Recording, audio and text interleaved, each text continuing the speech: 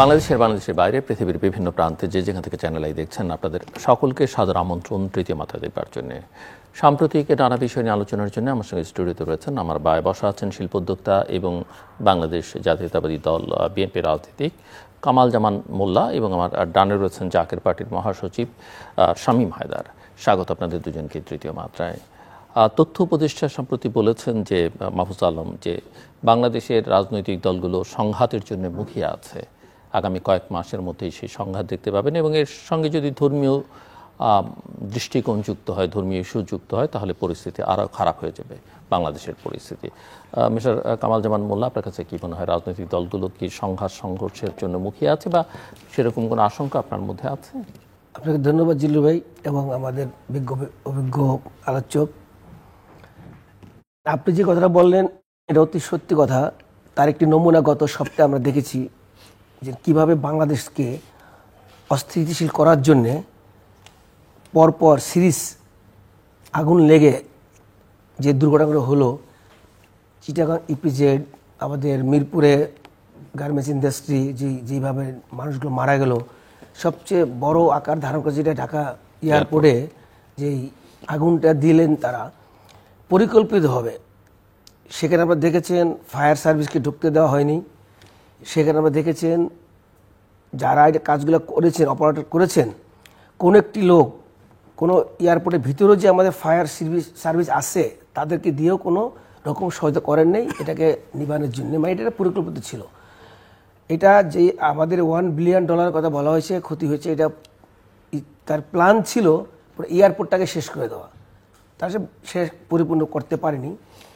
তো এইটা আমাদের একটা প্ল্যান চালাচ্ছে। আপনারা জানেন যে নির্বাচন যদি এই দেশে হয়ে যায় তো সুন্দর দেশটা ভারত দিকে আগাবে, দেশ সুন্দর দিক নির্দেশনা চলবে, দেশ আবার উন্নতি হবে। এটা আমাদের পার্শ্ববর্তী দেশ এবং আমাদের ফ্যাসিস্ট সরকার যে শেখ হাসিনা পালিয়েছেন বাংলাদেশ থেকে গণহত্যা করে, সে কোনোদিনই চায় না বাংলাদেশ ঠিকভাবে চলুক, সুন্দর একটি নির্বাচন হোক, বাংলাদেশ ভালোভাবে যাক। কারণ সে সেটা চাইলে বাংলাদেশে গণহত্যা সে করতেন না। আমাদের এই প্ল্যানগুলো কিন্তু বর্তমান সরকারও কিন্তু শক্ত হাতে দমন করতে পারেননি। বর্তমান সরকার যদি শক্ত হাতেই সময়টাকে ধরতেন এতগুলো ঘটনা ঘটতো না। আমি মনে করি বর্তমান সরকারের অনেক ব্যর্থতা আছে। তারা শুধু সময়কে ক্ষেপণ করার জন্যে, এই সময়টাকে আরও দীর্ঘভাবে কীভাবে ক্ষমা থাকা যায়, তারা শুরু থেকেই এই চেষ্টা করে আজকে বাংলাদেশের এই অস্থিরতার পিছনে তাদের দুর্বলতাটা সবচেয়ে বেশি। এই সরকার প্রথম শুরু করলেন ছাত্রদেরকে দিয়ে একটি দল গঠন করার সুযোগ করে দিলেন। যেই দল গঠনের কারণে কিন্তু অস্থিরতা সৃষ্টি হলো প্রথম, সেটাও এই সরকার দেখলেন যে সেটা করে তিনি ভালো কোনো ফল পাবেন না।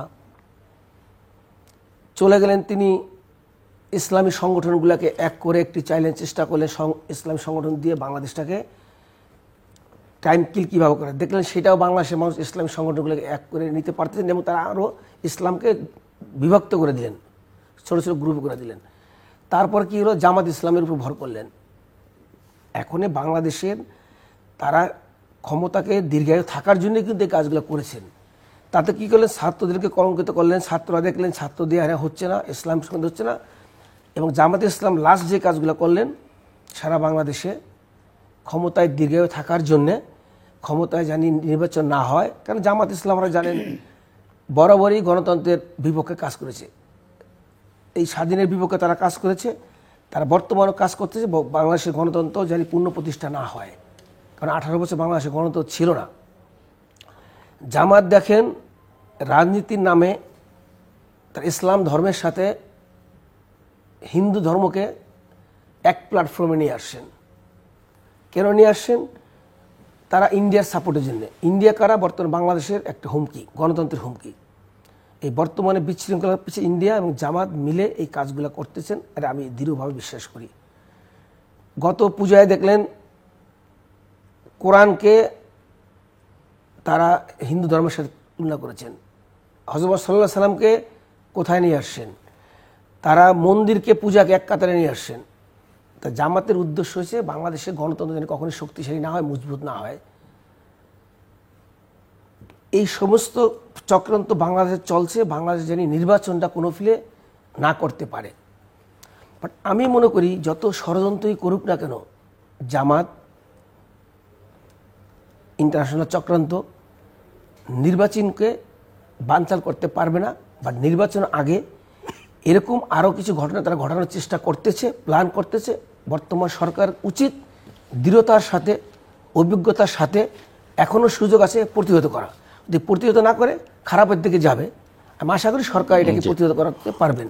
আমি আসছি আবার আপনার কাছে। মিস্টার শামীম হায়দার, আপনি কি মনে করেন যে রাজনৈতিক দলগুলো আপনারা কি ফাইট করবার জন্য মুখে আছেন? ফাইট মানে নির্বাচনী লড়াই না সংঘাত সংঘর্ষ?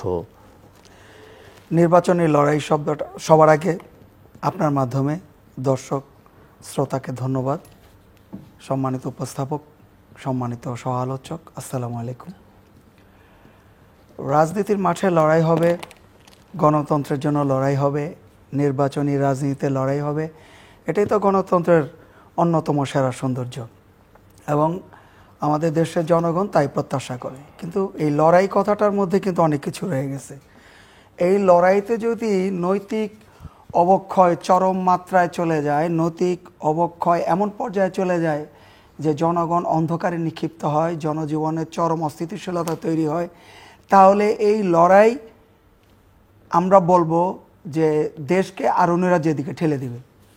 নির্বাচনী লড়াই হতে হবে সুস্থ, গণতন্ত্রের লড়াই হতে হবে সুস্থ।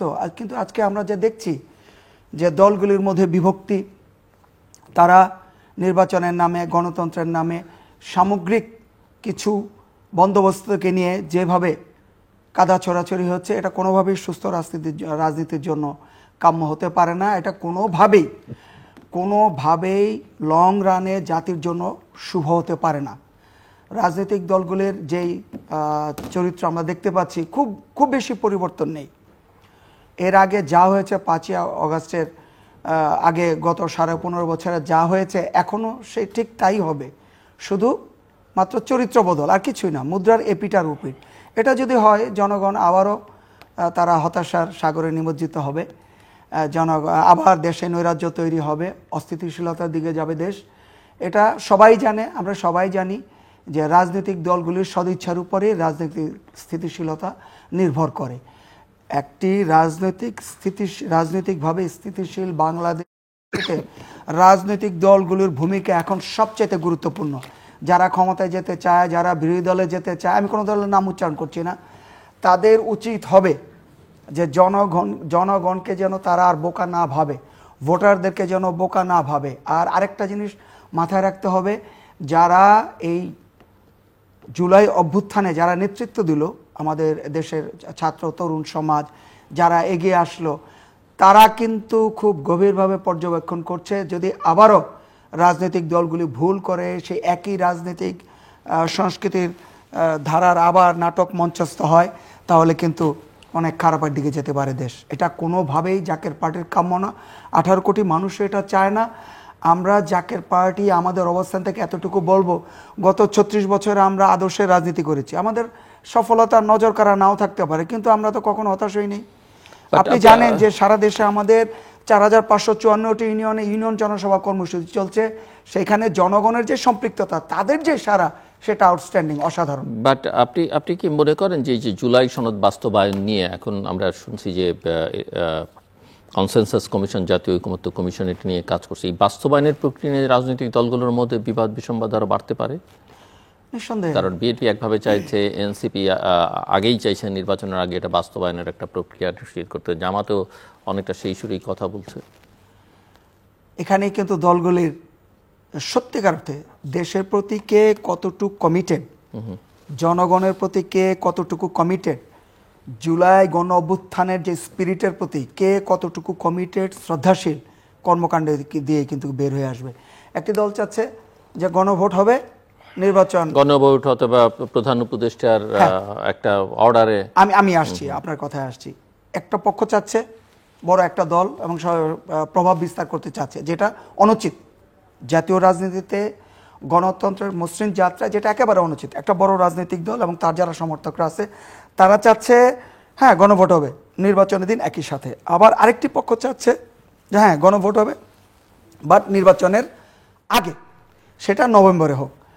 আবার আরেকটি আবার কিছু আছে যেটা সবচেয়ে বেশি মতামত, সকল রাজনৈতিক দলের মতামত যেখানে বেশি সেটা সেভাবেই হোক। কিন্তু এখানে একটা প্রশ্ন, যে সরকার চায় যে অতীতে সংবিধানকে অনেকবার কিন্তু ব্যবহার করা হয়েছে, অপব্যবহার হয়েছে সংবিধানের। হয়তো সরকার এবং তার যারা দেশি মিত্র, আন্তর্জাতিক মিত্র, তারা হয়তো বিশ্বাস করে না যে নির্বাচনের পরে যে জুলাই সনদ বাস্তবায়নের বর্তমান যে পটভূমি, এখন যে ঐকমত্য, সেটা আর থাকবে না। যার ফলে তারা কি চায়? তারা চাচ্ছে যে নির্বাচনের আগেই এই জুলাই সনদ বাস্তবায়ন পদ্ধতি এবং জুলাই সনদ বাস্তবায়নের ব্যাপারে একটা গণভোট হোক, এবং সেটা একটা আদেশের মাধ্যমে হোক। সেই আদেশটা রাষ্ট্রপতি না, সেই আদেশটা যেন প্রধান উপদেষ্টার কাছ থেকে যায়। এখন এই যে তিনটা পক্ষ হয়ে যাওয়া, এইটা কোনোভাবেই সুন্দর হতে পারে না। যদি সৎ উদ্দেশ্যে এটা হয়ে থাকে, গুড, আলোচনার টেবিলে বসে আপনি এটা ঠিক করে নিতে পারবেন। এই বিরাজমান পরিস্থিতি, যখন একটা চরম বিস্ফোরণমুখ পরিস্থিতি, সেই সময়ে যদি তিনটা পক্ষ তিনটা মতামত নিয়ে দাঁড়িয়ে যায় এবং এটার জন্য যদি সুষ্ঠু, সর্বজন গ্রহণযোগ্য, স্বস্তিদায়ক সমাধান না হয়, তাহলে দেশ কিন্তু খুব খারাপ দিকে যাবে। সো মিস্টার কামাল জামান মোল্লা, আপনি কি মনে করেন এই যে জুলাই সনদের আইনি ভিত্তি দেবার যে প্রক্রিয়া, সেটা নিয়ে বিরোধ আমরা দেখতে পাচ্ছি, আমরা আরপিও যেটা হয়েছে সেটা নিয়ে বিরোধ দেখতে পাচ্ছি, এমনকি ওই যে জোট করলেও প্রতিটা দল তার আলাদা আলাদা দলীয় প্রতীক নিয়ে নির্বাচন করতে হবে, এটাই সরকারের সিদ্ধান্ত। কিন্তু আমরা লক্ষ্য করছি যে এই জায়গায় জামাত, এনসিপি তাদের কোনো আপত্তি নেই, কিন্তু বিএনপির পক্ষ থেকে আবার বলা হয়েছে আমরা এটা হলে মানব না। সো আপনি কি মনে করেন? আমরা নির্বাচন হবে, নির্বাচন করতে হবে, পৃথিবীর কেউ নির্বাচন ঠেকাতে পারবে না, সেটা শুনছি বটে সকলের কাছ থেকে, কিন্তু যে দাবি দাওয়া যেভাবে উঠে আসছে, তাতে করে মনে হচ্ছে যে ইভেন এনসিপি তো ইলেকশন কমিশনকেই বলছে যে বিএনপি এবং জামাত সেটাকে গণিমতের মালের মতো ভাগ করে নিয়েছে। সো অনেক রকমের ডিসপিউট এবং প্রতিদিনই নতুন নতুন ইস্যুজ সামনে আসছে। আমি মনে করি গণতন্ত্রের স্বার্থে, দেশের স্বার্থে, জাতির স্বার্থে বর্তমানে নির্বাচনের কোনো বিকল্প নাই। সকলে একত্রিত হয়ে যারা একমত হয়েছেন নির্বাচনের জন্যে, এই মুহূর্তে সুন্দর একটি নির্বাচন হয়ে যাওয়া উচিত গণতন্ত্রের হুমকি থেকে রক্ষা পাওয়ার জন্যে। কারণ এই জাতি অলরেডি অনেকটা পিছিয়ে গেছেন বিগত সরকারের কার্যকলাপে। এখন একটি নির্বাচনের দিনক্ষণ ঘোষণা দিয়েছেন, ফেব্রুয়ারিতে হবে, মাস বলেছেন। আমি আশা করি নির্বাচন কমিশনকে অর্ডার দিয়েছেন, নির্বাচন কমিশন সুন্দর একটি নির্বাচন দিলে অনেক কিছু ক্লিয়ার হয়ে যাবে। এখন দেখেন ছোট ছোট জিনিস যেগুলো, জুলাই সনদ, এটা কিন্তু অ্যাকচুয়ালি এনসিপির ফার্স্ট প্রস্তাব ছিল, আমি মনে করি এনসিপির প্রস্তাব ছিল। সেইটাকে সমস্ত দল একত্রিত হয়ে বর্তমান সরকারকে সহযোগিতা করে সবাই ঐক্য হয়ে ঘোষণা দিয়ে সংসদ ভবনে আনুষ্ঠানিকভাবে সেটা করলেন। জামাত এনসিপিকে বলেছিল আমরা যাব না, তোমরাও যায় না। এনসিপি কিন্তু যায়নি, বিকজ অফ জামাত মানা করেছিল। জামাত কিন্তু দেখছেন এটা না করা মানে আমরা জাতির কাছে থেকে এক ধাপ পিছিয়ে চলে যাচ্ছি, আমরা কাছ থেকে পিছিয়ে চলে যাচ্ছি। জামাত কিন্তু ঠিকই চলে গেছে। বৃহত্তম দল যেগুলো প্রত্যেকে সাইন করেছে, এবং এটা একটা সুন্দর এক্সাম্পল হয়েছে যারা মারা গেছেন বা এই আন্দোলনের একটা ফলশ্রুতি হয়েছে। এটা নিয়ে আর কোনো বিতর্ক থাকা উচিত না। যে যায় নাই, সামনে যাওয়ার সুযোগ আছে, ওপেন আছে জিনিসটা, এখন যেতে পারবে, কালকেও যেতে পারবে। আমি মনে করি নির্বাচন হয়ে গেলে এই সমস্ত কিছু থাকবে না। নির্বাচনে বাধা দেওয়ার জন্যই ছোট ছোট এগুলো আসবে। নির্বাচন, বর্তমানে নির্বাচনকে বাধাগ্রস্ত করার জন্য এই ধরনের নানাবিধ কাজ আসবে। আপনি কি একবারও মনে করেন জামাত নির্বাচন না করার জন্য বসে আছে? জামাত বাংলাদেশে বর্তমানে এই ফেব্রুয়ারি নির্বাচনের সবচেয়ে বড় পরিস্থিতি নিচ্ছেন। তারা এভরিডে ভোট চাচ্ছেন, গ্রামগঞ্জে ভোট চাচ্ছেন, পোস্টালিং করতেছেন, শুধু মুখে বলতেছে, গোপনে তা না।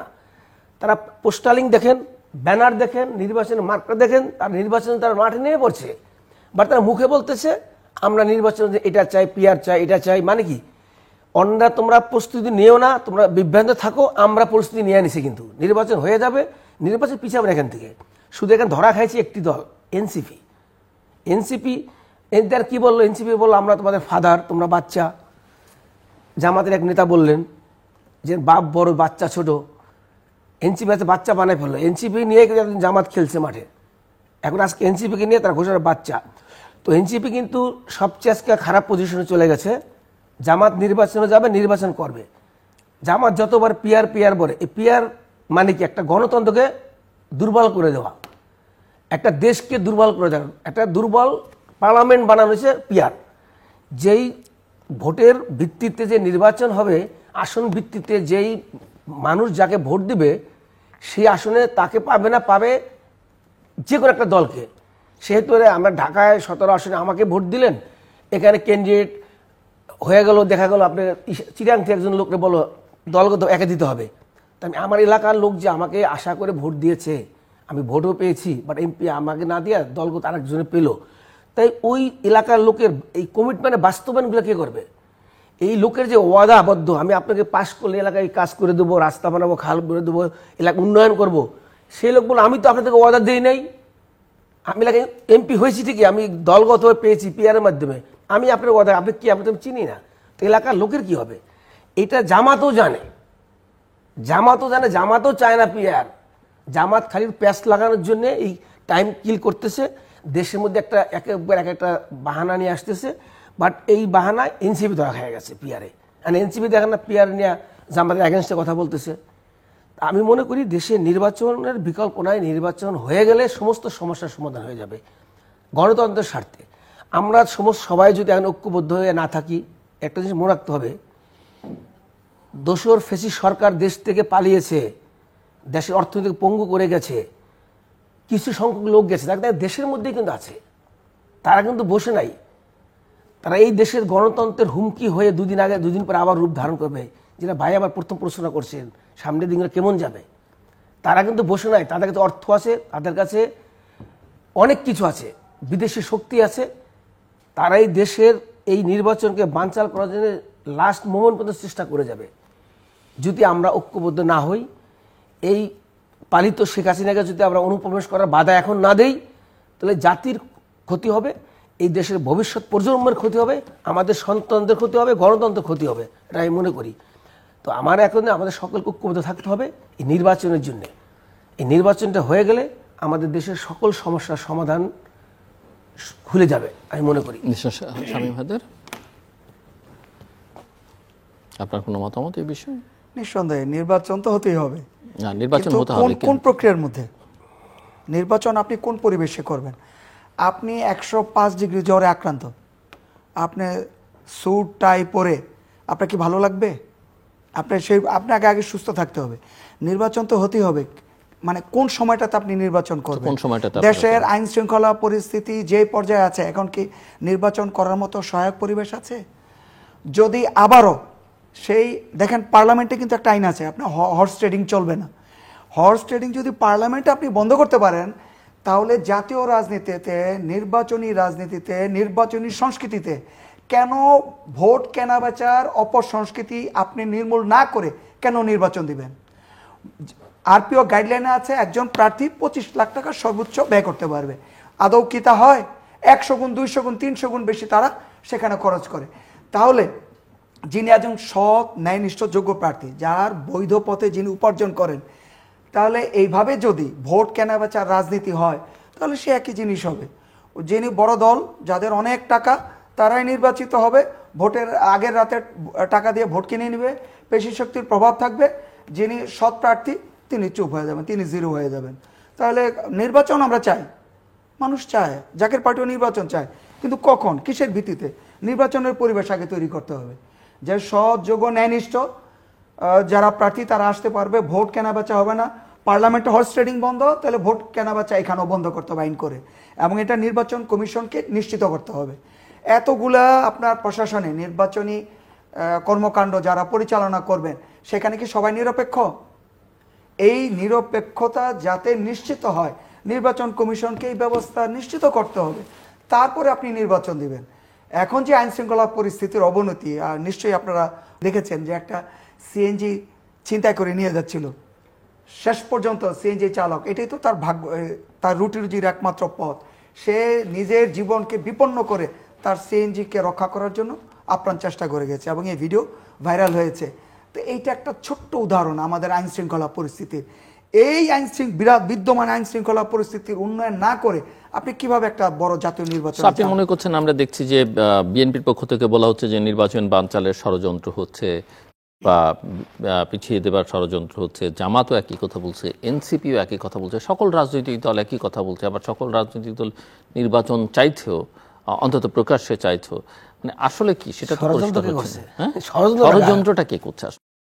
এটাই ওই দলগুলোকে নিশ্চিত করে বলতে হবে। বিএনপি এই অভিযোগ করে থাকলে বিএনপির উচিত হবে এই পরিস্থিতিতে স্পষ্ট করে বলা যে কারা নির্বাচন বানচাল করতে চায়। জামাতের কথা বলতে, জামাতকে স্পষ্ট করতে। কিন্তু আপনারা তো বলছেন যে পরিবেশই নেই নির্বাচন করবার। আমরা নির্বাচনের পক্ষে। ফেব্রুয়ারিতে নির্বাচন হবে, কিন্তু পরিবেশটা তৈরি করতে হবে। আপনি কি সে আবার আগের পুনরাবৃত্তি করবেন যে একটা দল অনেক টাকা দিয়ে একজনকে নমিনেশন দিবে, তারপর তিনি অনেকগুলো টাকা খরচ করবেন, তারপরে আমি আবারও পুনরাবৃত্তি করতে হচ্ছে আমাকে, তারপরে তিনি পেশি শক্তির প্রদর্শন করবেন, তারপরে ভোট কেন্দ্রগুলোকে দখলে নেবেন, তারপর পোলিং এজেন্টদেরকে দখলে নেবেন, ইলেকশন ইঞ্জিনিয়ারিং করবেন, আর প্রচুর ভোট কেনাবেচা করবেন। জুলাই গণ অভ্যুত্থানের সার্থকতা কোথায়? এটা তো পুনরাবৃত্তি চায় না মানুষ, এই নির্বাচন চায় না, জাকের পার্টি এই নির্বাচন চায় না। নির্বাচন তো একটি প্রক্রিয়ার মাধ্যমে হতেই হবে। নির্বাচন তো আর বাই পেপারে হবে না। নির্বাচন সেন্টারে যাবে, নির্বাচন ডেট হবে, সবাই ক্যাম্পিং করবে।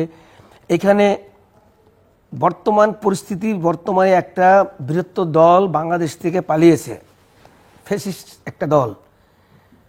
বর্তমানে এর চেয়ে ভালো সুযোগ কি সুষ্ঠু নির্বাচন হওয়ার? যেই সরকার 18টি বছর বাংলাদেশের নির্বাচন সিস্টেমকে বানচাল করেছিল, ভোটের সিস্টেমকে বানচাল করেছিল, দিনের ভোট রাতে নিয়েছে, 152টা সিটকে আগেই তারা নির্বাচন ছাড়াই তারা পার্লামেন্ট মেম্বার বানিয়েছিল।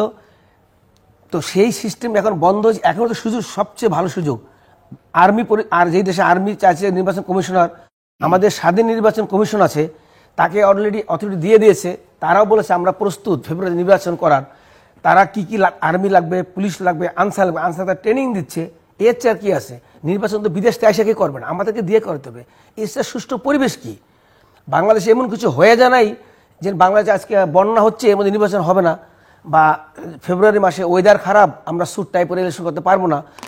বেস্ট টাইমই হচ্ছে ফেব্রুয়ারি, স্কুল কলেজ বন্ধ থাকে, ওয়েদার ভালো থাকে, এবং একটা নির্বাচনের উপযোগী ক্যাম্পিং করার সুযোগ থাকে।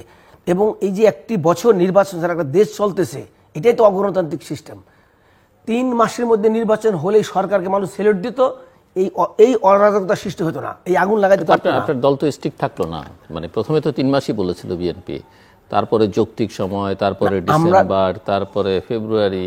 দেখেন, আমরা তো আর ক্ষমতায় নাই, আমরা দাবি করেছি 3 মাস চেয়েছি। বিএনপির মতো একটা বড় রাজনৈতিক দল যদি তার দাবিতে স্থির থাকে, দেখেন আমরা তো দেখেছি ঢাকায় শাহবাগে 1000-1500 লোক বসে বা কয়েকশো লোক বসে দাবি আদায় করে নিয়ে যাচ্ছে। জিল্লু ভাই এটাই তো আমি শুরুতে বলে গেলাম যে বর্তমান সরকার এই টাইমটাকে লঙ্গাই করার জন্য, অনেক দিন ক্ষমতা থাকার জন্য অনেকগুলা চেষ্টা করেছে। যারা যুদ্ধ করেছে, যারা যুদ্ধে শহীদ হয়েছে, তাদেরকে কলঙ্কিত করেছে ছাত্রদেরকে দিয়ে। ছাত্র নামে তারা কলঙ্কিত হয়েছে। কয়েকজন লোক মন্ত্রী মিনিস্টার হয়ে কি না করেছে, অর্থ কিভাবে কামাইছে, কি না, সব স্পষ্ট বাংলাদেশের কাছে। তো তারা ছাত্র যে আন্দোলনটাকে তারা ধুলের সাথে মিশিয়ে দিয়েছে। কারা? সরকারের প্রচেষ্টায়। বর্তমান দায়িত্বে আছেন তাদের বিএনপি না, এই বর্তমান উপদেষ্টা কারা আছেন? আপনার যোগ্য উপদেষ্টা আছে? এর মধ্যে বাসেন কয়জন আছে অকেজ, কয়জন আছে মনে করেন এক্সপায়ার ডেটের। এটা কোনো একটা সরকার হলো? তারপরও এই সরকার 1 বছর পার করেছে, আমরা সুযোগ দিয়েছি বড় দল, আমরা সরকারকে বাধা দিয়ে নেয়, সবসময় সহযোগিতা করেছি। সরকার যেন টিকে থাকে, একটা নির্বাচন দিয়ে যেতে পারে, আমরা কখনোই তার বাধা হয়ে দেয় না, কখনো স্ট্রাইক করে আন্দোলন করে, যারা অন্যরা করেছে আদায় করে নিয়েছে, আমরা আদায় করে আমরাও পারতাম। আমরা শেখ হাসিনার জন্য যুদ্ধ করেছি। আমরা যে সরকারের বিরুদ্ধে যুদ্ধের নামি, তাহলে মানুষ আসবে। আমরা যার জন্য আন্দোলন সংগ্রাম করলাম 18টি বছর, সে তার বিরুদ্ধে যুদ্ধ করতেছি। আমরা তো ছাত্র কাজ করতে পারি না, এই জন্য আমরা সময় দিয়েছি। ঠিক আছে, উনি সময় না, উনি নিজেই বলেছে একটা ডেট দিয়েছে ফেব্রুয়ারি, আমরা এটা অ্যাকসেপ্ট করেছি। উনি এক সময় বলেছিলেন ডিসেম্বর, তারপর হচ্ছে জুন থেকে উনি আমাদের প্রিয়তম তারেক রহমানের সাথে আলোচনা করে ফেব্রুয়ারি মাসের মাস ঠিক করেছে, আমরা এটা অ্যাকসেপ্ট করেছি। এখন ফেব্রুয়ারি মাসের আগে উনি ওনার নির্বাচন কমিশনকে চিঠি দিয়েছেন, টাইমলি দিয়েছেন। তারা নির্বাচন কমিশন কি বাংলাদেশে একটা সব স্বাধীন নির্বাচন কমিশন, বাংলাদেশ আমাদের সাংবিধানিক। এখন এই সরকারের কাছে কিছু নেই, অ্যাকচুয়ালি সব নির্বাচন হাতে কিন্তু চলে গেছে, তাকে সে লিখিত চিঠি দিয়েছে, সে তার 90 দিনের মধ্যে ইলেকশন দিয়ে বলেছে বা টাইমটা সে জানাবে বলেছে, এখন সে নির্বাচন করতে পারবে। এখন তার দায়িত্ব কিভাবে সাজাবে, সে কিন্তু সে কাজ করতেছে। আমরা যেই যে মুখে বলে গেলাম, বললাম না সবাই কাজ করতেছে নির্বাচন করার জন্য, এভরি দল, সব দল, দুই একটি দল ছাড়া যারা নির্বাচনে অংশগ্রহণ করলে কোনো সিট পাবে না, তারা ছাড়া সবাই কিন্তু কাজ করতেছে ইলেকশনে। আমি গ্রামে যাই তো ক্যাম্পিং করে দেখি, মাঠে সবাই দল নিয়ে ভোট চাচ্ছে, কাজ করতেছে, পোস্টার ব্যানার লাগায় ভরে ফেলছে, কাজ সবাই নির্বাচনে ব্যস্ত আছে। নির্বাচন কমিশনার কাজ করতেছে, সরকারও করতেছে, এবং সরকার তো তার দৃঢ়তার সাথে বলছে ফেব্রুয়ারি মাসে নির্বাচন হবেই, প্রত্যেক উপদেষ্টা বলছে। আমরা কেন বারবার বলি হবে না, সন্দেহ হচ্ছে, কে সন্দেহ, কোথায় সন্দেহ? আমরা নিজেরা কিন্তু বানাচ্ছি সন্দেহ। দলগুলো বলছে, সব দলের নেতা যারাই বলছে তারা এটা বলার জন্য বলছে, আমি মনে করি তারা একটা প্রোপাগান্ড ছড়াচ্ছে বলার জন্য, বাস্তব লিখিত দিক এই কারণে নির্বাচন হবে না, আমি প্রমাণ পাইছি, একটা দল বলুক পারলে। সো মিস্টার শামীম হায়দার, আপনি বলছিলেন যে পরিবেশটা ফেব্রুয়ারিতে চান, কিন্তু আপনি এখনো মনে করছেন যে আইন শৃঙ্খলা পরিস্থিতি ঠিক হয়নি, নির্বাচনের পরিস্থিতি। নির্বাচন করবার জন্য যে ধরনের নিরপেক্ষ সরকার প্রশাসন দরকার, আপনি কি সেটা আছে কিনা মনে করেন? উপদেষ্টারাই বলছেন, তার মধ্যে জামাতের পক্ষ থেকে বলা হয়েছে, বিএনপির পক্ষ থেকে বলা হয়েছে, তারা বলেছেন অমুক অমুক উপদেষ্টা নিরপেক্ষ নয়, তার ব্যাপারে আমার আপত্তি আছে। ওই ইসলামী দল বলেছেন ওই উপদেষ্টার ব্যাপারে আমার আপত্তি আছে। এই দলগুলির উচিত হবে জনগণের সামনে স্পষ্ট করা, আমরা এই উপদেষ্টাকে সন্দেহ করি, তারা এই কাজে আছেন। এখানে একটা প্রশ্ন থেকে যায়, গত 1 বছর এই ধরনের প্রশ্নগুলি উঠলো না, কিন্তু যখন নির্বাচন ঘনিয়ে আসলো তখন এই দলগুলির পক্ষ থেকে পারস্পরিক অভিযুক্ত করা হচ্ছে, অমুক খারাপ অমুক খারাপ। এই জিনিসগুলা, এই বিষয়গুলা কিন্তু বন্ধ করতে হবে। এই মুহূর্তে জনগণ অনেক কষ্টে আছে, আইন শৃঙ্খলা পরিস্থিতি, নিত্য প্রয়োজনীয় দ্রব্যের ঊর্ধ্বগতি, আপনার প্রসঙ্গক্রমে এসে যাচ্ছে, দেশে বিনিয়োগের মাত্রা কোন পর্যায়ে আছে আপনি জানেন, যেখানে অনেক অনেক কর্মসংস্থান হবে আশাবাদ ব্যক্ত করা হয়েছিল, এখন মানুষ প্রতিদিন চাকরি হারাচ্ছে, কর্মসংস্থান প্রতিদিনই প্রতিদিনই সংকুচিত হয়ে যাচ্ছে।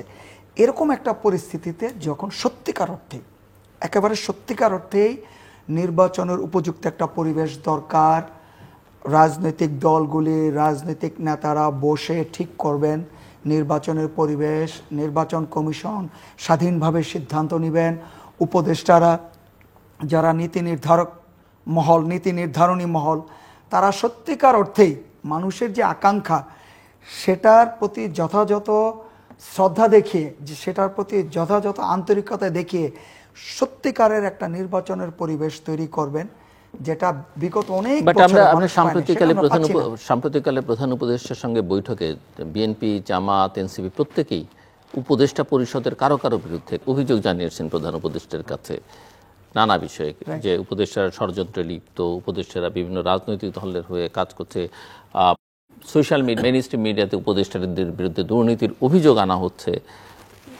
তো এইরকম একটা উপদেষ্টা পরিষদ আসলে একটা ভালো নির্বাচন দিতে পারে কিনা, করতে পারে কিনা? আপনার প্রশ্নের মধ্যে উত্তর নিহিত, যে সব দলগুলি এখন অভিযোগ করছে, অর্থাৎ যারা নিজেদেরকে বড় দল মনে করে, যারা নিজেদেরকে মনে করেন যে তারা ক্ষমতায় যাবেন, তারা বিরোধী দলের চেয়ারে বসবেন, তারা এই ধরনের একটা পরিস্থিতিতে দেশে যখন একটা কি বলতে পারি যে স্বস্তিতে কিন্তু কেউ নাই, স্বস্তি সবাই চায়, এবং ডে বাই ডে রাজনৈতিকভাবে অস্থিতিশীল করা হচ্ছে দেশকে।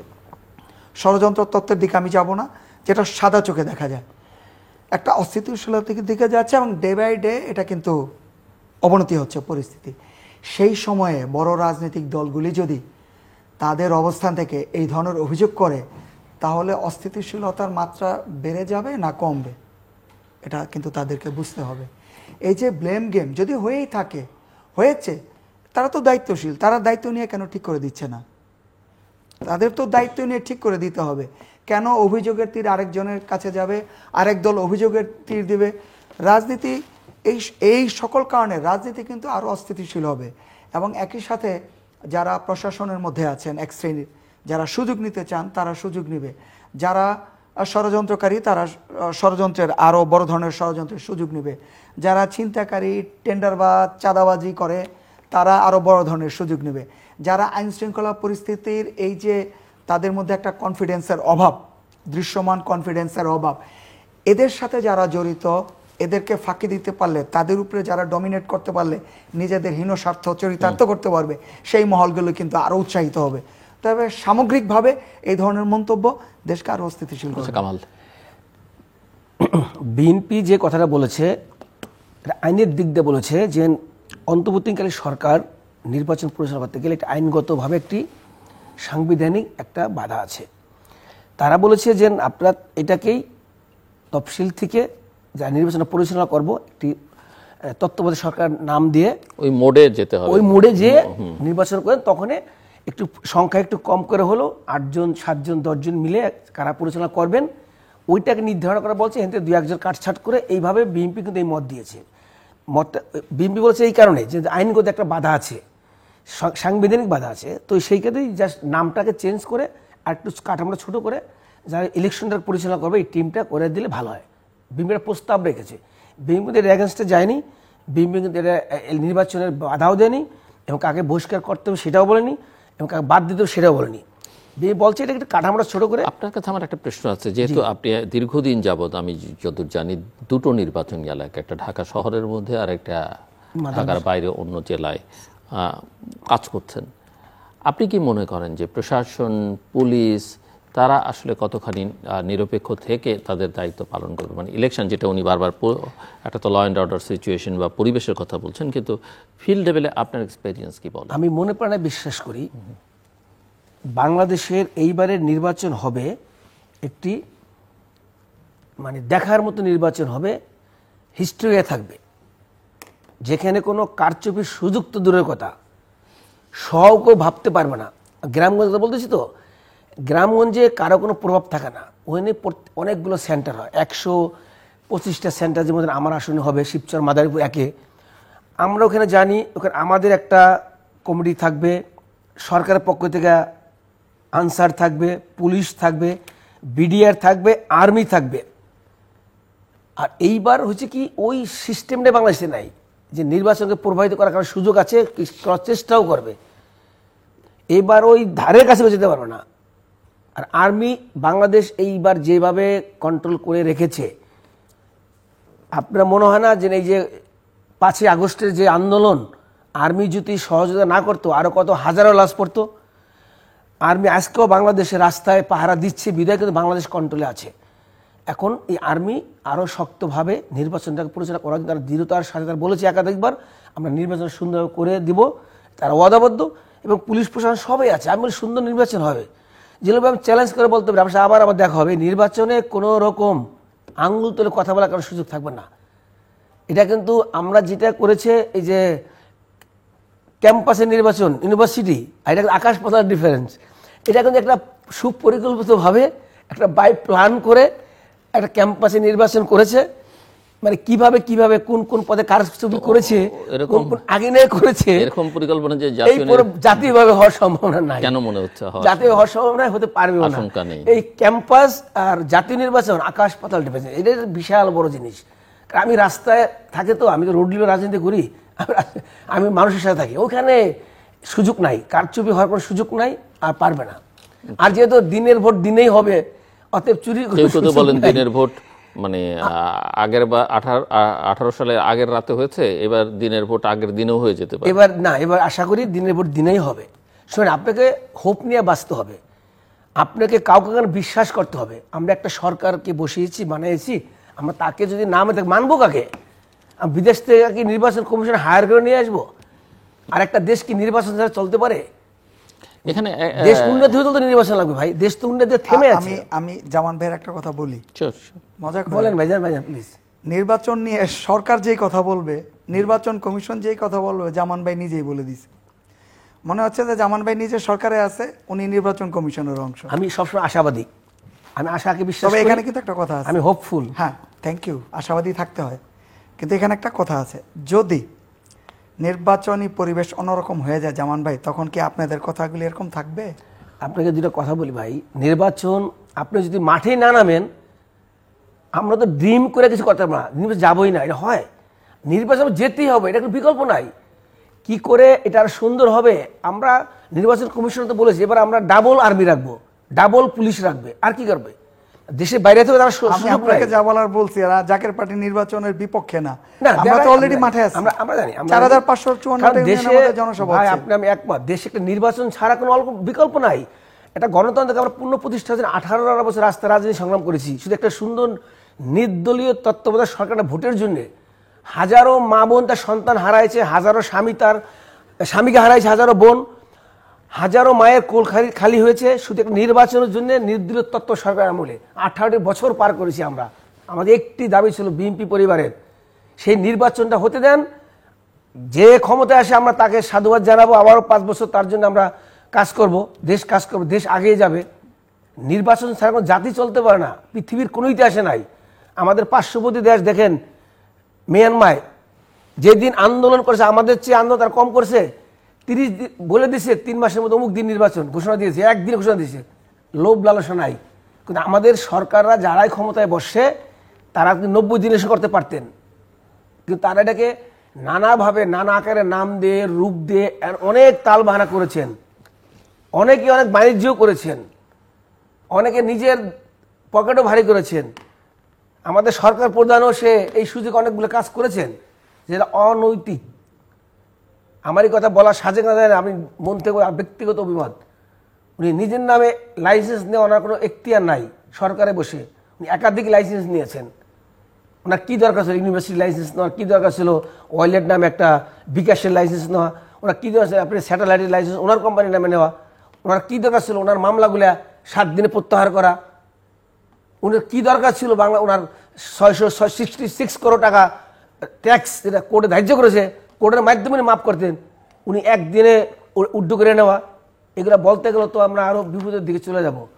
অতএব আর পিছন দিকে না যেয়ে কি আপনারা কি মানে সরকারকে তুষ্ট রেখে খুশি করে নির্বাচনী বৈতরণী পার হতে চাইছেন? আমরা আমাদের হাতে কারো হাতে কোনো সুযোগ নাই। জাতি ওনাকে বসিয়েছেন, আপনি চেয়ারের মালিক। আমি ইচ্ছা করলে আপনি চেয়ার নিয়ে কথা বলতে পারবো না। ওই চেয়ার নিয়ে আছেন, আপনি যেটাই আছেন, আপনার কাছে আমার চাই সমাধান দিয়ে আপনি বিদায় নেন। নির্বাচন জনগণের ভোটের মাধ্যমে যে সরকার ক্ষমতা আসবে সে সুন্দর দেশ পরিচালনা করবে, তার কাছে জবাব দিয়ে থাকবে। একটা জবাব দিয়ে নাই তো ভাই, সে তো ভোটের অনির্বাচিত একজন সরকার, তার কাছে মানুষের কোনো কমিটমেন্ট নাই, জবাব দিতে নাই। তার কাছে একটাই কমিটমেন্ট, শুধু সে ওই জায়গায় বসে একটা সুন্দর নির্বাচন উপহার দেওয়ার জন্য। সে নির্বাচনটা দিয়ে চলে যাক। নির্বাচিত সরকার দেশকে ঢেলে সাজাবেন, সে ভালো করলে ক্ষমতা অনেকদিন থাকবেন, খারাপ করলে তাকে আবার নেমে আবার ভোটের মাধ্যমে আরেকজন আসবে, সে দেশ চালাবে। এটাই মনে করি। এখানে আরেকটা প্রশ্ন, যে আওয়ামী লীগের মতো একটা বড় সংগঠন এবং তাদের নানা মিত্ররা আছে, তাদেরকে বাইরে রেখে নির্বাচন করলে অনেকে মনে করেন নির্বাচনটা এমনিতেই যারা এখন প্লেয়ার আছেন তাদের মধ্যে সংঘাতের বিষয় নিয়ে তো আমরা এতক্ষণ আলোচনা করলাম, যে তারাও এই সংঘর্ষে বা নির্বাচন বানজালের প্রক্রিয়ার মধ্যে জড়িয়ে পড়তে পারে, এটা একটা আশঙ্কা। প্রতিবেশী দেশের কথা অনেকেই বলেন যে তারা আমাদের দেশটাকে অস্থিতিশীল করে বা করবার চেষ্টা করছে। তাদের সঙ্গে কোনো সুসম্পর্ক বা এনগেজমেন্টের কোনো চেষ্টা কোনো সাইড থেকে দেখা যাচ্ছে না, সেটাও একটা বড় ঝুঁকিপূর্ণ বিষয় হয়ে দাঁড়াতে পারে আগামী নির্বাচনকে সামনে রেখে। কি মনে হয় আপনার কাছে? দেখেন, নির্বাচনটা এমন হতে হবে, এই নির্বাচন যেন প্রশ্নবিদ্ধ না হয়। নির্বাচনের কারণে পরবর্তী যেন ভায়োলেন্স ছড়িয়ে না পড়ে, কোনো ধরনের অস্থিতিশীল পরিবেশ তৈরি না হয়, এই জিনিসগুলো কিন্তু খেয়াল করতে হবে। এবং এর সাথে যারা জড়িত নীতি নির্ধারণী মহল, তাদেরকে এই বিষয়গুলি এনশিওর করতে হবে। আর মানে আন্তর্জাতিক কূটনৈতিক সম্পর্কের ক্ষেত্রে দ্বিপাক্ষিক সম্পর্ক, বহুপাক্ষিক সম্পর্ক এখন কিন্তু ব্যাপক ডাইনামিজম এসেছে, ব্যাপক পরিবর্তন এসেছে এবং আসাটাই স্বাভাবিক। সেই ক্ষেত্রে কোনো দেশ আপনার যেমন পার্মানেন্ট বন্ধু না, কোনো দেশ আপনার পার্মানেন্ট শত্রুও না। তো আপনার যিনি প্রতিবেশীকে তো আপনি চেঞ্জ করতে পারবেন না, প্রতিবেশীকে বদলানো যাবে সেই সুযোগ আপনার কাছে নাই। যদি না থাকে, আমরা বাংলাদেশ রাষ্ট্র, আমাদের অর্থনৈতিক ভিত যাই থাকুক, আমাদের গণতান্ত্রিক শক্তি, রাজনৈতিক শক্তির ঐক্যমতের যে জায়গাটা, মানে ঐক্যবদ্ধ শক্তি, সেটা যেই লেভেলেই থাকুক, দিন শেষে আমরা বাংলাদেশি। আমাদের বাংলাদেশ, আমাদের মানচিত্র, আমাদের স্বাধীনতা, সার্বভৌমত্ব, অখণ্ডতা আমাদের কাছে সবার আগে। সেই স্বাধীনতা, সার্বভৌমত্ব, অখণ্ডতা অক্ষুণ্ণ রেখে প্রতিবেশী দেশের সাথে আপনি আপনার দ্বিপাক্ষিক সম্পর্ক নির্ধারণ করবেন, দ্বিপাক্ষিক সম্পর্ককে সুনিশ্চিত করবেন এবং 18 কোটি মানুষের জন্য যা যা করণীয় আপনি তাই করবেন। এবং এই করার মধ্যে যদি আপনার আন্তরিকতা থাকে, জনসম্পৃক্ততা থাকে, আপনাকে কেউ সন্দেহ করবে না, আপনাকে সবাই সমর্থন করবে। কিন্তু এটার মধ্যে যদি ব্যত্যয় ঘটে, আপনি জনগণকে সম্পৃক্ত করতে ব্যর্থ হন, অথবা জনগণকে সম্পৃক্ত করার ক্ষেত্রে যদি আপনার সেই দূরদর্শিতা না থাকে, তাহলে কিন্তু পরিস্থিতিটা ভিন্ন হবে। কাজেই সৎ প্রতিবেশী সুলভ একটা অবস্থান বাংলাদেশে থাকতেই হবে এবং উইন উইন সিচুয়েশন, 50-50। আপনি কারো কাছে মাথা নত করতে পারেন না। আমাদের দেশের পরিস্থিতি যাই হোক, আমরা তথ্য প্রযুক্তিগত দিক থেকে, অর্থনৈতিকভাবে আমরা যেখানে থাকি। এটা তো গেল প্রতিবেশীর কথা। আওয়ামী লীগের প্রসঙ্গ, আমি আওয়ামী লীগের প্রসঙ্গ বলেছি। আমি যেটা বলবো, শুধু আওয়ামী লীগ কেন, আমি এই কথাটাই বলবো, আমার ব্যক্তিগত অভিমত, সেটা হচ্ছে যে আপনি এমন নির্বাচন করেন যে নির্বাচনের পরে কোনো ধরনের প্রশ্ন না ওঠে, সেই জায়গাটা আপনি কাউকে দিবেন না। জামান, আমি বর্তমান সরকারকে একটি কথা বলতে চাই, যারা বিগত 3টি নির্বাচনে অনিয়ম অন্যায়ের সাথে সম্পৃক্ত ছিল, যুক্ত ছিল, সরকার পর্যায়ে এবং দলীয় পর্যায়ে, তাদেরকে কোনোভাবেই এই নির্বাচনে তাদেরকে সম্পৃক্ত করা জাতির জন্য ঠিক হবে না। তাদেরকে এখন থেকে সরকারি পর্যায়ে যারা আছেন তাদেরকে সরাতে হবে, তাদেরকে নির্বাচনের দায়িত্ব থেকে সরাতে হবে, যারা 3টে কলঙ্কিত নির্বাচন উপহার দিয়েছে জাতিকে। তো এটা আমার বর্তমান সরকারের কাছে অনুরোধ, তারা জানি তাদের সক্ষমতা দিয়ে তারা জাতিকে এই কাজটি করে দেখায়। কারণ আপনারা জানেন, ফ্যাসিস্ট সরকারের দোসররা কিন্তু যদি আমরা ভুল করে তাদেরকে আবারও এন্ট্রি করার সুযোগ দেই, এই দায়ভার কিন্তু আমাদের সন্তানদের জাতির উপরে গড়াবে। এই দেশ কিন্তু আর এই সুযোগ বারবার পাবে না। বারবার কিন্তু এই 90 আসবে না, সরি 71 আসছে, 90 আসছে, তারপরে আসছে যে এখন মনে করেন 5ই আগস্ট, বারবার কিন্তু আসবে না, বারবার কিন্তু আমার রক্ত দিবে না। এই দোসরকে কিন্তু আমাদেরকে দূরে রাখতেই হবে, এই জাতিকে ঠিক রাখতে হলে। এই দোসর যদি এখন আমরা আবার ইনভলভ করে দিই, কারো কোনো দুর্বলতায়, কারো কোনো সুযোগে, কারো কোনো ছোটো ছোটো স্বার্থে আমাদের দলগুলো, তাহলে এটা জাতির জন্য কলঙ্ক হয়ে যাবে। আমি জাতির স্বার্থে আমাদের সকলকে এই দোসরদেরকে দূরে রাখতে হবে, দূরে রাখতে হবে নির্বাচন থেকে, দূরে রাখতে হবে জাতিগতভাবে দেশ গড়ার কাছ থেকে। এরা যেমনভাবে বাংলাদেশ থেকে অর্থ লুট করেছে, বাংলাদেশের নির্বাচন পদ্ধতি লুট করেছে, সামাজিক দায়বদ্ধতা লুট করেছে, তারা আমাদের দেশের আইন শৃঙ্খলাকে লুট করেছে, আইনের শাসনকে লুট করে গেছে, এই দেশটাকে পঙ্গু করে গেছে, দেশটাকে দুর্বল করে গেছে এই ফ্যাসিস্ট শেখ হাসিনা সরকার। শুধু তার স্বার্থে না, এটা আমাদের পার্শ্ববর্তী হোক, কারো ষড়যন্ত্রে লিপ্ত হয়ে কাজগুলো করেছে। আমাদের জাতিগতভাবে এক হতে হবে।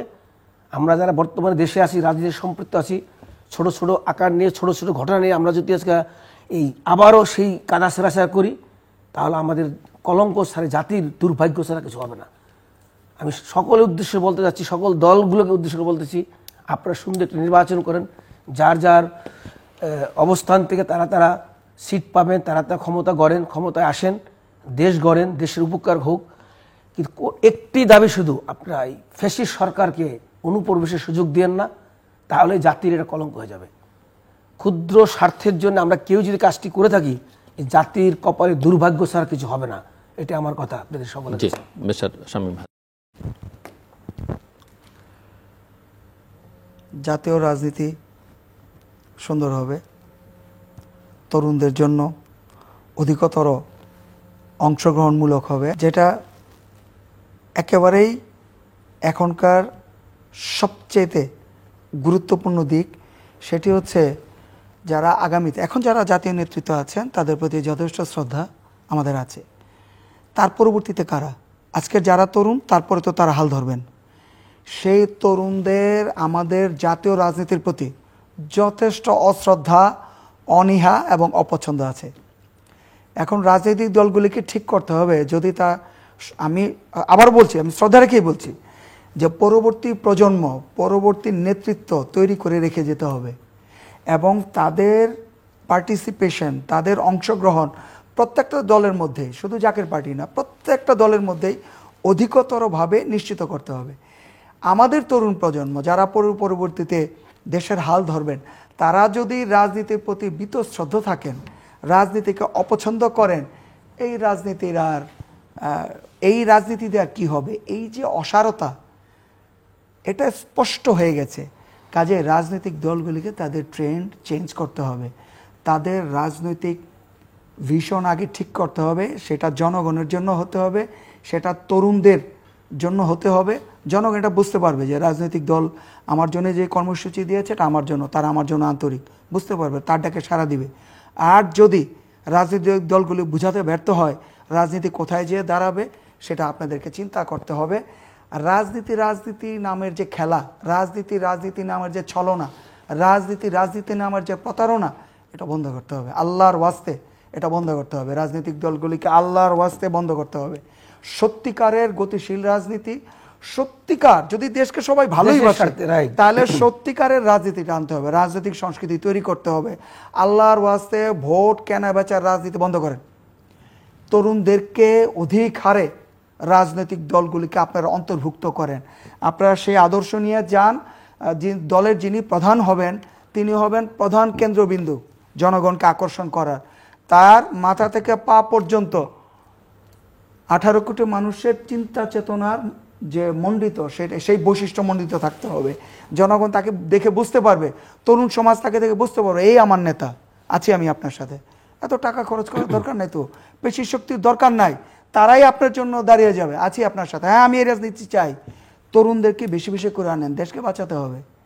আমাদের যারা নেতৃত্বের পর্যায়ে আছেন, অনেকেরই বয়স হয়ে গেছে, আমি শ্রদ্ধা রেখেই বলছি, কিন্তু আমাদের আগামীর বাংলাদেশ আমরা কিভাবে এগিয়ে যাব, আমাদের প্রতিবেশীদের সাথে চ্যালেঞ্জ করে দেশের স্বাধীনতা, সার্বভৌমত্ব, অখণ্ডতা সুসংহত রেখে, এই যে এত বড় একটা জনসংখ্যা, তাদের কর্মসংস্থান তৈরি করে দেওয়া, অর্থনীতিকে গতিশীল করা, এবং আমাদের নিয়ে কি কেউ ষড়যন্ত্র করে না? যদি বলি যে ষড়যন্ত্র করে না, তাহলে তো অবাস্তব হবে। বাংলাদেশ একটা, আমি এখানে সাম্প্রদায়িক উক্তি করছি না, যেটা বাস্তব, বাংলাদেশ সুন্নি মুসলমানদের দেশ। এই দেশের সবচেয়ে বড় অংশ হচ্ছে মুসলমান। আমাদের নিয়ে কেউ ষড়যন্ত্র করবে না, এরকম যদি নিশ্চিত হয়ে বসে থাকি, সেটা কি সঠিক হবে? আপনি যখন সমাজে বসবাস করেন, আপনি যখন টিভি মিডিয়ায় কাজ করেন, আপনার শত্রু আছে, শত্রু নাই কার? তাহলে সামগ্রিকভাবে রাষ্ট্র হিসাবে, জাতি হিসাবে আমাদেরও শত্রু আছে। সেই শত্রুর মোকাবেলা করে যার যার সাথে বন্ধুত্ব করা দরকার এবং সামগ্রিক পরিকল্পনা করা দরকার। সেইভাবে জাতীয় রাজনীতিকে সাজাতে হবে, তরুণদেরকে অধিকারে নিয়ে আসতে হবে। তারা যথেষ্ট মেধাবী, তথ্য প্রযুক্তিতে তারা উন্নত, এবং কোন দেশের সাথে কেমন সম্পর্ক হতে হবে তারা খুব ভালো বোঝে। কেন তাদেরকে আনবে না রাজনৈতিক দলগুলি? তাদেরকে আনেন, জাতীয় রাজনীতিকে চেঞ্জ করে দেন, আদর্শ চেঞ্জ করে দেন, ট্রেন্ড চেঞ্জ করে দেন, এমনভাবে সুসজ্জিত করেন জাতীয় রাজনীতি যে প্রত্যেকটা ভালো মানুষ, প্রত্যেকটা মেধাবী ছেলে, তারা যেন চিন্তা করে যে রাজনীতি ফার্স্ট। আমার যদি আমি দেশকে ভালোবাসি, আমাকে রাজনীতি সচেতন হতে হবে, আমাকে রাজনীতি করতে হবে। রাজনীতি এখন হয়ে গেছে চোর, বাটপার, ভণ্ড, প্রতারক। আমি ঢালাও করে বলছি না, এই মানুষের মধ্যে এরকম একটা ধারণা হয়ে গেছে। আল্লাহর রাস্তায় এটা স্টপ করেন। জি, মিস্টার কামাল জামান মোল্লা। তরুণ নিয়ে আমি দুটা কথা বলি। ভাইজান, তরুণদের কথা বলেন। তরুণ বাংলাদেশের ইতিহাসে 52 ভাষা আন্দোলনে জীবন দিয়েছে, 71-এর স্বাধীনতা তরুণরা জীবন দিয়েছে, 90 তরুণরা রক্ত দিয়েছে, রক্ত যখন পরিচয় হয়েছে 24 জুলাইয়ে রক্ত দিয়েছে। বাট এবারের জুলাইয়ের তরুণদের মধ্যে কিছু ব্যতিক্রমী তরুণ বেরিয়ে গেছে, যারা তরুণদের কলঙ্ক। বিগত দিনে তরুণরা কিন্তু স্বার্থলোভী ছিল না। বর্তমানে তরুণদের মধ্যে কিছু সংখ্যক তরুণ এই তরুণদের কলঙ্কে রূপ নিয়েছে। তাই মনে করি তরুণদের দেশের স্বার্থেই থাকা উচিত, তারা দেশের ভালোর জন্য রক্ত দেওয়া উচিত, তারা স্বার্থলোভী হওয়া উচিত না, স্বার্থলোভী হয়ে তরুণদের কলঙ্ক করা উচিত না। আর আরেকটি কথা বলি, নির্বাচন হলে এই যে ষড়যন্ত্র, পার্শ্ববর্তী দেশ একটা নির্বাচনী সরকার ছাড়া কার সাথে সম্পর্ক করবে? যখন একটি নির্বাচন হবে, নির্বাচন সরকারের সাথে সম্পর্ক করবে, তারা 5টি বছর তার সাথে কিভাবে চলাবে, একটা দুই দেশের একটা অভ্যন্তরীণ একটা চুক্তি হবে, আলোচনা হবে। বর্তমান সরকার হচ্ছে একটি অন্তর্বর্তীকালীন অনির্বাচিত সরকার। তারা সুযোগ পাচ্ছে, এই সুযোগ তারা নিচ্ছে। যেদিনে নির্বাচন হবে এই ধরনের প্রচেষ্টাগুলো বন্ধ হয়ে যাবে, এই ধরনের অপপ্রচার, দেশের বিশৃঙ্খলা সৃষ্টি করা, তখন তারা বন্ধ করতে বাধ্য হবে এবং তারা ভয় পাবে। আমি মনে করি যত তাড়াতাড়ি একটি নির্বাচন হয়ে যায় এই সমস্ত বিদেশি চক্রান্ত থেকে বাংলাদেশ মুক্ত হবে। আর কিছু যোগ করবেন আপনি? একটু যোগ করতে চাই, প্লিজ, ছোট করে। সেটা হলো ছোট্ট করে আমি এক লাইনে বলে দিই। 54 বছরে যেটা হচ্ছে জাতীয় বাজেট প্রণয়নে, এটা একেবারে একটা বৈষম্য। এই বৈষম্য রেখে আপনি অর্থনীতিকে নিয়ে আগাতে পারবেন না। রাজধানী ঢাকায় বাজেট বরাদ্দ হবে একরকম, আর মফস্বলের একটা জেলায় বাজেট হবে আরেক রকম। নো, এইবার পদক্ষেপ নিতে হবে, জেলা ভিত্তিক, মহানগর ভিত্তিক বাজেট প্রণয়ন করতে হবে, এবং তখনই প্রতিটা নাগরিকের কাছে বাজেটের ফলাফল যেতে বাধ্য হবে, সেই পথ তৈরি হবে। জাকের পার্টি চায় যে জেলা ভিত্তিক বাজেট প্রণয়ন হোক। জি, মিস্টার কামাল জামান মোল্লা, আর কিছু শেষ কথা? লাস্ট একটি কথা, জাতির কাছে ফেব্রুয়ারি মাসে আল্লাহর রহমতে সুন্দর নির্বাচন উপহার দিবেন বর্তমান সরকার। আমরা যারাই রাজনীতি করি, রাজ্যের সুসম্পৃক্ত আছি, সকলে সরকারকে সহযোগিতা করে একটা সুন্দর নির্বাচন জাতিকে দিতে পারে, যেই নির্বাচন হবে বাংলাদেশের ভবিষ্যৎ, বাংলাদেশের উন্নতি, বাংলাদেশের আকাঙ্ক্ষা। আমরা জানি নিজেরা নিজেদের স্বার্থের জন্যে এই নির্বাচনকে প্রতিহত না করি, নির্বাচনকে বাধাগ্রস্ত না করি, কারো কথায় জানি দেশের কোনো ক্ষতি না করি। নির্বাচন হয়ে গেলে দেশ ও জাতি বাঁচবে, এটাই আমার শেষ কথা সকলের কাছে। দর্শক, অনুষ্ঠানের শেষ প্রান্তে আমরা সামাজিক যোগাযোগ মাধ্যম ফেসবুক, এক্স এবং ইউটিউবে তৃতীয়মাত্রা লাইভ স্ট্রিম হচ্ছে, আপনারা দেখতে পারেন। টেলিভিশনের পর্দায় দেখতে না পারলে যে কোনো সময় যে কোনো স্থান থেকে ইউটিউবে তৃতীয়মাত্রা চ্যানেলটি সাবস্ক্রাইব করে এই পর্ব বা পুরনো পর্বগুলো আপনারা দেখতে পারেন। মিস্টার শামীম হায়দার এবং মিস্টার কামাল জামান মোল্লা, অসংখ্য ধন্যবাদ এই আলোচনায় অংশ নেবার জন্য। দর্শক, আমার অতিথিরা নানা বিষয় নিয়ে কথা বলেছেন। 3টে বিষয় এখানে প্রণিধানযোগ্য। একটা হচ্ছে যে নির্বাচন নিয়ে শঙ্কা ঘনীভূত হচ্ছে, দ্বিতীয়ত হচ্ছে নির্বাচনটা হওয়া বাংলাদেশের জন্য অত্যন্ত জরুরি, যত দ্রুত হয় তত ভালো, কিন্তু অবশ্যই একটা যেন তেন প্রকারের বা বিতর্কিত কোনো নির্বাচন না হয়। আর সেই জন্যে সরকার, নির্বাচন কমিশন এবং রাজনৈতিক দলগুলোকেও সজাগ, সতর্ক থাকতে হবে এবং প্রয়োজনীয় ভূমিকা পালন করতে হবে। আমাদের সঙ্গে থাকবার জন্য অসংখ্য ধন্যবাদ। আপনাদের সবার জন্য শুভকামনা।